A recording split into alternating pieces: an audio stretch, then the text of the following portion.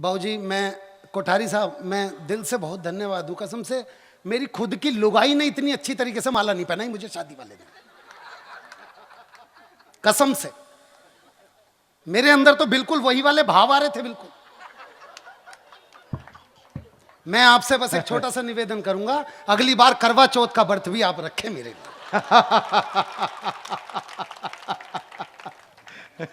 जी कि बाबूजी आपके लिए, भाई साहब आपके लिए, बेटा आपके लिए, कैमरे वाले भाई आपके लिए, वो जो पीछे भाई साहब हरी टी शर्ट में खड़े भाई साहब आपके लिए, ये जो भाई साहब यहां भगवा कमीज में खड़े भाई साहब आपके लिए, ये जो बहन जी यहां पे बैठी हुई है बहन जी आपके लिए, ये जो छतरी है छतरी तेरे लिए, कि आपके लिए चंद कतरे लहू के लाया हूं, खुद मुरझा गया हूं पर फूल खुशबू के लाया हूं, और आप लोगों को तालियां बजानी ही होंगी। मैं घर से पत्नी के पांव छू के आया हूं।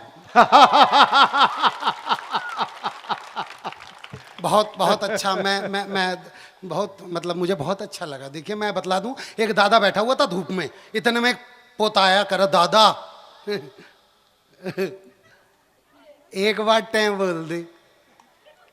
दादा की समझ में नहीं आया, कह रहा लेट है, कह रहा हो गई तेरी बल्ले बल्ले हो जाएगी बल्ले। दादा की समझ में नहीं आया, इतने में दूसरा पोता आया, कह रहा दादा एक बार टैं बोल दे, कह रहे लेट है, कह रहा हो गई तेरी बल्ले। अब दादा ने हाथ पकड़ ले, कह रहे चक्कर क्या है, ये टैं क्यों बुलवा रहा और बल्ले बल्ले का गाना क्यों गा रहा। और अगर आपको लगे कि कहीं ना कहीं हमारे घर से पारिवारिक मूल्य कहीं गायब हो चुके हैं तो आप लोगों की तालियां चाहता हूं। दादा ने पूछा बे ये बता कि टैं क्यों बुलवा रहा और बल्ले बल्ले का गाना क्यों गा रहा है। बोला अंदर मम्मी पापा से कह रही थी एक बार ये बुढ़ा टैं बोल जाए। देखिए मैं आप सबसे सिर्फ एक छोटा सा निवेदन करना चाहता हूं कि सावन में जिस पेड़ पे घोंसला हो जाता है, पतझड़ में वही पेड़ खोखला हो जाता है, और हाथ पे हाथ रख के बैठने वालों आपकी तालियों से किसी का हौसला हो जाता है। वाह वाह वाह वाह, क्या बात है जी। मैं बतला दूं भाई साहब, देखिए आज हमने मंच पे एक भी ओज का कवि नहीं बुलाया। भाई साहब मैं सच बतलाऊं, हमें पाकिस्तान से मोहब्बत है ही नहीं। मैं बता दूं, पिछले दिनों एक लड़का पाकिस्तान का फेसबुक पे मेरा दोस्त बन गया, और भाई साहब रोज मैसेज में लिख के भेजा, अबे शर्म करो सानिया मिर्जा ने पाकिस्तान में शादी कर ली, अबे शर्म करो सानिया मिर्जा ने पाकिस्तान में शादी कर ली। भाई साहब गुस्सा आ गया मुझे, और अगर आपको लगे कि मैंने सही जवाब दिया तो ताली बजाना। वो बोला भाई साहब शर्म करो सानिया मिर्जा ने पाकिस्तान में शादी कर ली। मैं कहा बेटा अगर एक बेटी दी है तो एक बेटी ली भी तो है। कर हमने कौन सी बेटी दे दी। मैं कहा क्यों गदर फिल्म में सन्नी देओल नहीं लेके आया था मीशा पटेल को। और हम भारतीय दहेज के कितने भूखे होते हैं, ये इस बात से साबित होता है कि जब अमरीश पुरी ने कुछ नहीं दिया तो अगला तुम्हारा हेड पंप उखाड़ के ले गया। और भगवान का शुक्र करो कि सन्नी देओल गया था, अगर इमरान हाशमी जाता तो। मैं बतला दूं भाई साहब, पाकिस्तान को खत्म करने के लिए भारत में सिर्फ और सिर्फ एक व्यक्ति, राहुल गांधी। अब आप पूछोगे कैसे, जिसने 32 साल पुरानी बसपा उखाड़ दी, 24 साल पुरानी सपा उखाड़ दी, कांग्रेस खुद की 125 साल पुरानी उखाड़ दी, फिर पाकिस्तान तो सिर्फ 70 साल पुराना है भाई साहब। मैं सच बतला रहा हूं आपको। और आजकल तो उसका नाम पप्पू रख दिया भाई साहब। एक मां ने अपने सीधे साधे बेटे से बोला कि तेरी बहू 6 महीने से पीहर में है, जाके उसे लेके क्यों नहीं आता। कह रहे ठीक है मम्मी। अब भाई साहब ससुराल पहुंचा तो कुएं के पास 6-7 सालियां खड़ी थी। सालियों को पता था कि जीजा जी का दिमाग थोड़ा सा कम है। बोली जीजा जी नमस्ते। बोला नमस्ते। कह रहे जीजा जी क्या करने आए हो। कह रहे अपनी बहू लेने आया हूं। कह रहे आपको नहीं पता। कहता के कर वो तो विधवा होगी। पट्टा वहीं से घर के लिए वापसी हो लिया। घर पे मां इंतजार कर रही थी। मां ने पूछा भाई तू तो बहू लेने गया था। बोला मम्मी तुझे नहीं पता। किरके कर वो तो विधवा। बोली बेवकूफ, तेरे रहते वो विधवा कैसे हो जाएगी। बोला क्यों मां मेरे रहते तू विधवा ना। बोले अरे बेवकूफ मैं तो तब विधवा हुई थी जब तेरा बाप मर गया था। बोला हो सके उसका भी बाप मर गया हो। ये महिलाएं भाई साहब मैं बतला दूं, एक बार एक मंच पे मैं बहुत अच्छे तरीके से पढ़ रहा, मैंने मंच पे कविता सुनाई, चुटकुला सुनाया, मुक्तक सुनाया, हर तरीके का प्रपंच किया, पर महिला ताली बजा के ना दे। मैं आखिर में जाके उनके पैरों के पास खड़ा होकर बोला, माता कोई गलती हो गई है तो बताइए, आप ताली क्यों नहीं बजा रही? बोली, तेरी शक्ल मेरी सास से मिले। भाई साहब मैं सच बतला रहा हूं, ये महिलाएं होती हैं। हरिद्वार की तरफ 2 बसें जा रही थी, आगे वाली बस में सारी सास, पीछे वाली बस में सारी बहुएं। सास वाली बस खाई में गिर गई, तो बहू वाली बस में एक बहू ने रो रो के, हो मेरी सास, हो मेरी सास। सबने पूछा, ओहो तू तो बहुत प्यार करती थी। कह रही ना, मेरी वाली तो आई ना। तो स्थितियां भाई साहब मैं बतला रहा हूं आपको, हम लोग स्थितियों से उलझे पड़े हैं। ये लड़के जो जितने भी बैठे पड़े हैं आपके, ये रात के 10 बजे अपनी गर्लफ्रेंड के पास फोन करते हैं भाई साहब, और इनकी आवाज ऐसी होती है, घर में मम्मी पापा के पास भी आवाज नहीं जाती। हेलो। अब लड़की को तो पता नहीं है ना लड़का किस टेम्परेचर मोड पे। हाँ हेलो, क्या कर रही है? कह रही खाना खा रही हूं। खाने में क्या खा रही है? कह रहे बेवकूफ, तू ये जान के क्या कर लेगा मैं खाने में क्या खा रही हूं? कभी कोई जनरल नॉलेज की बात कर ले। बोला अच्छा जनरल नॉलेज की बात, when you insured your vehicle from the company and you don't claim in a whole year, so company provided 20% no claim bonus. It is increases after every year. After 1 year 20%, after year 25%, after year 35%, after 4 year 40%, and the last will be 50%. It will be remain 50% till then you don't take claim. You can transfer your NCV old vehicle to new vehicle, but before it you have to sell vehicle and make it a liability policy. लड़की, खिचड़ी खा रही हूं आम के अचार के साथ। मैं बतला रहा हूं भाई साहब, ये महिलाएं होती हैं। एक घने शहर की छोरी ठेठ गांव में भागी, ऐसे गांव में जहां के लोगों ने कोलगेट भी नहीं देखी थी। अगली सुबह कोलगेट कर रही तो मुंह से झाग निकलते देख के देवर को लगा भाभी को सांप ने काट लिया। बोला भाभी, तो भाभी ने कोलगेट दिखला दी। पट्टे ने कोलगेट खोली, आधे से ज्यादा कोलगेट खा गया। भाभी ने गुस्से में थप्पड़ मार दिया। वो गया खेतों में भाई के पास, भैया भाभी ने मुझे नेक्स्ट सी चीज के लिए बहुत मारा। घर पे आया, कर बताओ वो कौन सी चीज जिसके लिए तुमने मेरे भाई पे हाथ उठाया? उसने भाई साहब कोलगेट दी। पट्टे ने कोलगेट खोली, खाई, अपने भाई का थप्पड़ मार कर। जो चीज रोटी के साथ खाने वाली है, रूखी खाएगा। नहीं नहीं, आप जब तक ताली नहीं बजाओगे मैं यहीं पे रहूंगा भाई साहब। और मैं समझ चुका हूं कि आप लोग ताली क्यों नहीं बजा रहे। जयकारा शेरवाली का बोल सच्चे दरबार की। ये जागरण की ऑडियंस है भाई साहब, ये जागरण की ऑडियंस है, इसे जागृत करना पड़ेगा। भैया चाय बूंदी भी बनवा लेते बीच में जो 4 बजे देनी थी। हाँ तो लीजिए भाई साहब। अच्छा मैं आप में से एक बात पूछना चाहता हूँ, क्योंकि ये हमारे को ये यात्रा यूसुफ जी तक करनी है। ये कहना पड़ता है भाई साहब, हर कवि कह के जाता है हमें ये यात्रा यूसुफ भारद्वाज जी तक करनी है, हमें ये यात्रा यूसुफ भारद्वाज। और भाई साहब अंत में जब यूसुफ जी की बारी है तो एक ऑडियंस नहीं बैठती यहाँ पे। मैं इसलिए आप सबसे एक बात पूछना चाहता हूँ कि कुछ जगहों पर दिल्ली में भी ये रिवाज है, जब लड़की विदा होती है तो उसका मामा उसे उठा के डोली तक लेके जाता है। कहाँ पे है ये? आपके यहाँ पे है ये रिवाज? ये हमारे दिल्ली में है भाई साहब। मैं दिल्ली का एक वृतांत सुनाना चाहता हूं आपको। लड़की का वजन कम से कम 130 किलो और उसका कोई सगा मामा नहीं, पर गली के एक व्यक्ति प्रताप ने, मेरे कैरेक्टर का नाम है प्रताप, गली के एक व्यक्ति ने जो कि 40 किलो का है, उस लड़की के बाप से 2 लाख रुपए ब्याज पे ले रखे। अब कुछ लोग होते नहीं शादी में जो कहते भाई साहब कोई काम हो तो बताना। अब वो फंस गया। प्रताप ही आके बोला भाई साहब कोई काम हो तो बताना।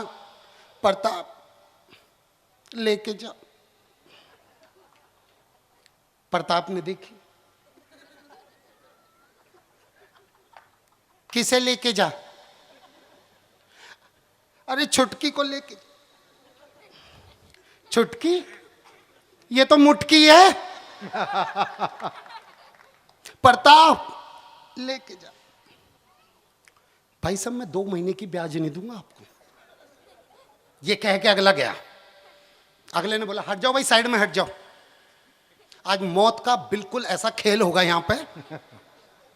उसने जैसे ही लड़की को उठाया, भाई साहब रीढ़ की हड्डी में हल्का सा दर्द हुआ अगले, पर वो हिम्मत नहीं हारा। और भाई साहब घर का आंगन भी कितना बड़ा, यहां से लेके जितनी दूर में वो लास्ट वाले भाई साहब खड़े और बाहर गाड़ी खड़ी है। जिसमें लड़की को बैठाना है। अब उसने लड़की को उठाया, आधे रास्ते तक लेके ही पहुंचा था कि लड़की के अंदर मां की ममता जगी। वो गोदी छोड़ के फिर दोबारा भाग के गए। लड़की का बाप, प्रताप लेके आ। प्रताप लेके आ मतलब यहां आधे रास्ते तक ले तो आया था भाई साहब, आपने देखा था, कोठारी जी देखा था आपने, मैं बीच रास्ते तक लेके भी आ गया था। प्रताप लेके आ।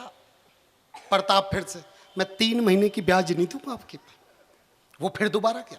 अब की बार उसने फिर लड़की उठाई, पर लड़की की बड़ी बहन जो 150 किलो की थी, जब वो उसे गोदी में उठाने लगे तो बड़ी बहन ने अपना हाथ उसके हाथ अपनी बहन के हाथ पे रखा और उसे बोलते हुए जा रही है, और उस 150 किलो की बहन का हाथ का बोझ भी प्रताप के कंधे पे ही, और बोलते हुए जा रही है, देख सास से ना तमीज से बात करनी है, ससुर का सम्मान करना है, देवर से प्यार करना। बोला तू लिख के दे दे, मैं गाड़ी में दे दूंगा।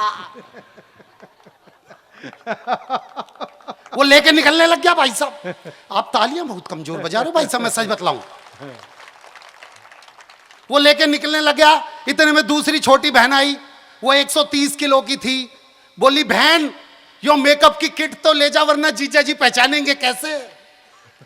यानी कि 130 किलो की वो 5 किलो की मेकअप की किट। अगला फिर चलने लग गया। आगे चलने को हुआ ही था, बगल में बाप खड़ा हुआ था। बोला हो मेरी फूल सी बच्ची।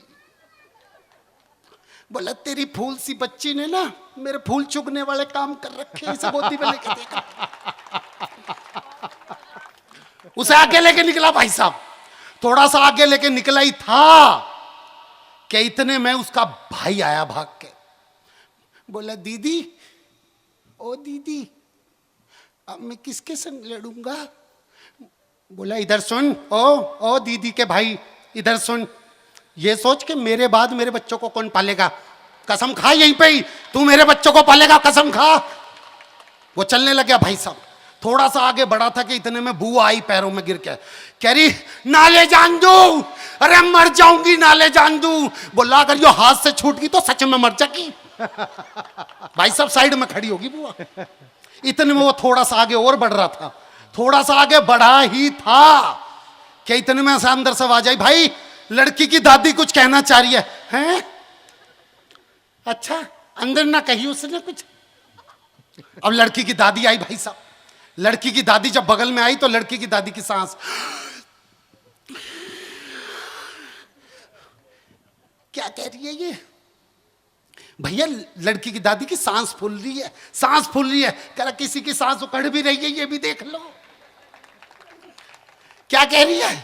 कह रही बेटी घर में खुश रखियो, ठीक है ना, और मेरी फूल सी मेरी चिड़िया सी बच्ची उड़ के जा रही है, मेरी चिड़िया उड़ गई। बोला तेरी चिड़िया उड़ रही है पर किसी के तोते भी उड़ा रही है।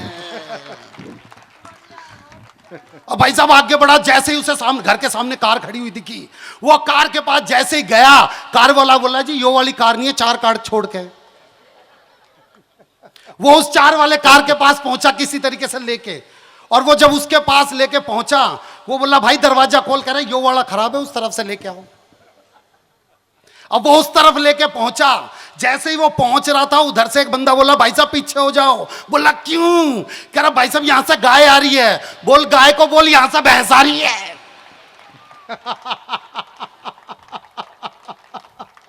भाई साहब उसने गाड़ी में उसे बिठाया, और जैसे ही गाड़ी में बिठाया टायर चारों के चारों पंचर हो गए।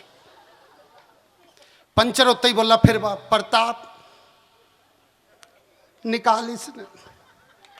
निकाल मतलब ये तो घुसी भी बहुत मुश्किल से है, गाड़ी काटनी पड़ेगी ये वाली। तुमने ट्रक क्यों नहीं मंगवाया इसके लिए? अब किसी तरीके से भाई साहब जेसीबी मंगवाई गई, लड़की उस पर बिठाई गई। जब लड़की जा रही थी तो अगले ने चैन की सांस ली। करा लड़की का बोला प्रताप हमारे यहाँ पे पग फेरा भी होवे। पग फेरा मतलब लड़की एक गली का चक्कर काट के फिर दोबारा आती है। बोला भाई साहब नाम प्रताप है तो क्या सब कुछ मेरे ऊपर ही कर दोगे? कह रहा तू ही तो कह रहा था। अब टिप्पणी लास्ट की छोड़ रहा हूं भाई साहब आपके ऊपर, फिर आपका सेंस देखना चाहता हूं आखिरी पंक्ति पे। उसने बोला भाई साहब नाम प्रताप है तो सब कुछ मेरे ऊपर छोड़ दोगे? बोला बे तूने ही तो कहा था। बोला कहा तो मोदी ने भी था कि अच्छे दिन आएंगे, आगे क्या? कहा तो अखिलेश सरकार ने भी था कि हमारी सरकार आ गई, उनकी सरकार आ गई क्या? कहा तो कांग्रेस के राहुल गांधी ने भी था, उनकी सरकार आएगी, उनकी सरकार आ गई क्या? लेकिन भाई साहब मैं आप सबसे एक बात पूछना चाहता हूं, यहां पे जितने लोग बैठे हुए मैं उन सबसे एक बात पूछना चाहता हूं। हाँ मैं डर जाता हूं मैं दीदी, जब बिल्कुल टॉपिक वाली बात होती है तो नहीं, मैं सिर्फ एक छोटी सी बात आप सबसे पूछती हूँ कि मैं अपनी एक शादी वाली कविता सुनाना चाहता हूँ भाई। हाँ, अगर आप सुनाओ। एक बार अगर आप घनघोर तालियां बजा देंगे तो मुझे पता चल जाएगा कि आप तक कविता पहुंच रही है जी। आप सब भी भाई साहब लड़की देखने गए होंगे। तालियां तो विनोद जी बिना कहीं भी बजा रहे थे, लेकिन क्या है कि वो लड़की बहुत मोटी थी, तो वो उनके वजन के कारण है ना, तालियां बज नहीं पा रही थी, हाथ उठ नहीं पा रहे थे इनके। मैं मेरी तो समझ में राजकुमार जी का नहीं आ रहा। राजकुमार जी आप अपने ऑफिस पे तो ले गए हमारे को। अच्छा ये बहुत चालाक आदमी है भाई साहब, मैं पहले बतला दूं, हर वैलेंटाइन डे पे 40 वैलेंटाइन कार्ड खरीदते हैं गले और सब पे लिखेंगे आई लव यू मेरी जान, और सारी कॉलोनी में बंटवा देंगे। मैं बोलूंगा भाई साहब ये क्या करते हो? कह रहा पिछली बार 20 बंटवाए थे, 4 डिवोर्स के केस आए थे भाई। नहीं देर तक पहुंचेगी लेकिन आप ताली बजाओगे, देख लेना। मैं आप सब तक बस एक कविता पहुंचाना चाहता हूं, ये मेरी शादी वाली कविता है। आप लोग अगर अपना प्यार देंगे हर एक पंक्ति पे तो मैं जरूर यहां से, मैं देखिए आप बहुत अच्छी ऑडियंस है और पहली बार बीकानेर में आया हूं तो मैं बीकानेर का प्यार पाना चाहता हूं। एक बार अपनी ताली बजा के मुझे आदेशित कीजिए, मैं देखना चाहता हूं। भाई आप लोग भी ताली बजा दो प्लीज भाई। हाँ ये कि हम अपने पिताजी के साथ अपने अपने अपने अपने अपने पिताजी अपने पिताजी अपने पिताजी अपने पिताजी अपने पिताजी अपने पिताजी इसलिए बोल रहा हूं क्योंकि हमारे देश में एनडी तिवारी जैसे लोग भी हैं भाई साहब। कि हम अपने पिताजी के साथ अपने लिए बहू देखने गए थे, फोटो में तो जच गई थी, अब हू बहू देखने गए थे। लड़की वालों के घर पहुंचा तो देखा गजब नजारा था, सास सज धज के खड़ी थी मेरी, ससुरा झाड़ू लगा रहा था और घर में सास की चलती थी ये एक दृश्य समझा रहा था। सास के तन पे बनारसी साड़ी, लुंगी में ससुर हमारा था और मेरा होने वाला साला। साला तो समझते हो ना? देखो साले 2 प्रकार के होते हैं भाई साहब, एक वो साला जो गाली में साला होता है, रिश्ते में साला नहीं होता, लेकिन और एक वो जो रिश्ते में साला होता है पर गाली में साला नहीं होता। पर फैक्ट की बात यह है जो रिश्ते में साला होता है उसी को गाली देने का बड़ा मन करता है भाई साहब। मैं फिर दोबारा पढ़ता हूं, और मेरा होने वाला साला तो गजब ढा रहा था। अगली पंक्ति देखता हूं भाई साहब हाथ से आपके कहां तक पहुंचता है। और मेरा होने वाला साला तो गजब ढा रहा था, जोरू का गुलाम साड़ियां धो धो के सुखा रहा था। वाह। और मेरी थोड़ी सी चिंता तो इस बात से भी बढ़ रही थी, मेरी थोड़ी सी चिंता तो इस बात से भी बढ़ रही थी, मेरी होने वाली साली पड़ोसन की चुटियां पकड़ कर लड़ रही थी। साली तो समझते, अरे तुम तो बहुत अच्छे समझो साली को। भाई साहब डीजे पे खड़ा हुआ जीजा, पहले उससे सास बोलती है अरे दामाद जी थोड़ा सा तो नाच दो, अरे ना बस मुझे अच्छा नहीं लगता मम्मी जी। फिर उसका ससुर बोलेगा अरे बेटा थोड़ा सा, नहीं पिताजी मुझे ये सब चीजें अच्छी नहीं लगती। फिर साला बोलेगा जीजा जी नाच के तो दिखला दो, और साली से पीछे से इतना बोलेगी जीजा जी नमस्ते, यार तुम मानोगे नहीं, आ जाओ फिर डीजे फ्लोर पे। ये होती है सालियां। और मेरी होने वाली साली पड़ोसन की चुटियां पकड़ के लड़ रही थी। ससुर ने अंदर बुलाया, सोफे पे बिठाया, और जैसे ही हम सोफे पे बैठे मुंह से निकला उई, उठ के देखा तो सोफे पे गड़ी हुई थी सुई। अब आप पूछोगे सुई कैसे आई? ससुर शर्माते हुए बोला वो मैंने तेरी सास की साड़ी में फॉल लगाया था। पिछली बार फॉल लगाया था तो ज्यादा तालियां बज गई थी भाई साहब। ससुर शर्माते हुए बोला वो मैंने तेरी सास की साड़ी में फॉल लगाया था और जल्दबाजी में इस सुई को उल्टा मैंने गड़ाया था। खैर उसे चाय नहीं मैं कह सकता, हमारे लिए जो आई थी लगता था जैसे चाय नहीं बाबा रामदेव की दवाई थी। और चाय के साथ जो बिस्कुट आए थे, तालियां तो अब बजाना, और चाय के साथ जो बिस्कुट आए थे लगता गलती से परोस दिए, कुत्तों के लिए मंगवाए थे।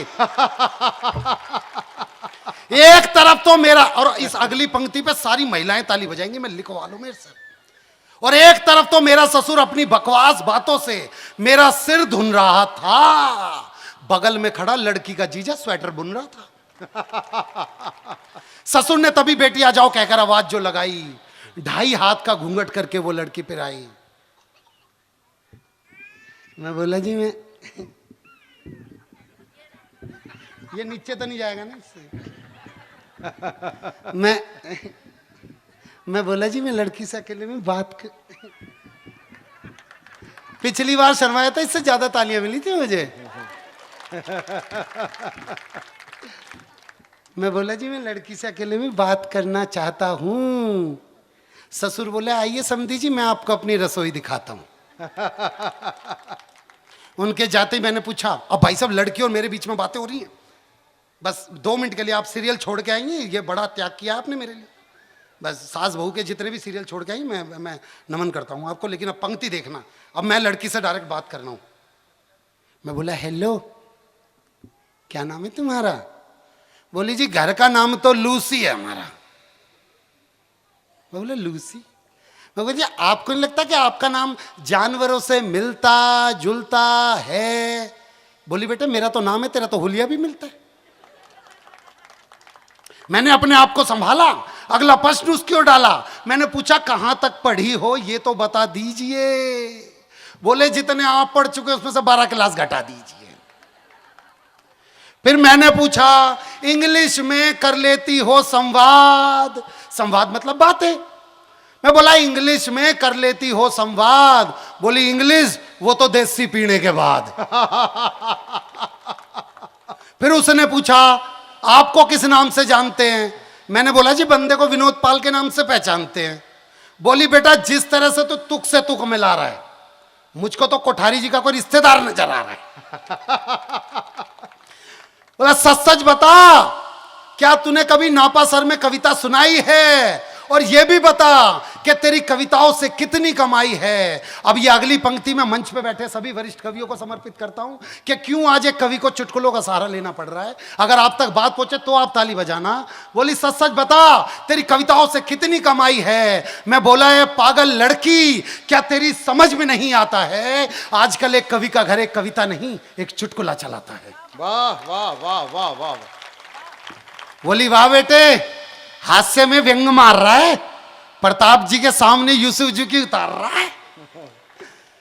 फिर तो उसकी इच्छाओं की शुरू हुई बरसात, और कुछ ही देर में पता चल गई हमको अपनी औकात। बोली नेता का रिश्तेदार नहीं, तू करता भ्रष्टाचार नहीं, तू पास तेरे कार नहीं है, ढंग का कारोबार नहीं है, कंप्यूटर पे अकाउंट नहीं है, जेबों में अमाउंट नहीं है, कंपनी का मोबाइल नहीं है, कपड़ों में स्टाइल नहीं है, HP का लैपटॉप नहीं है, तेरे संग स्कोप नहीं है।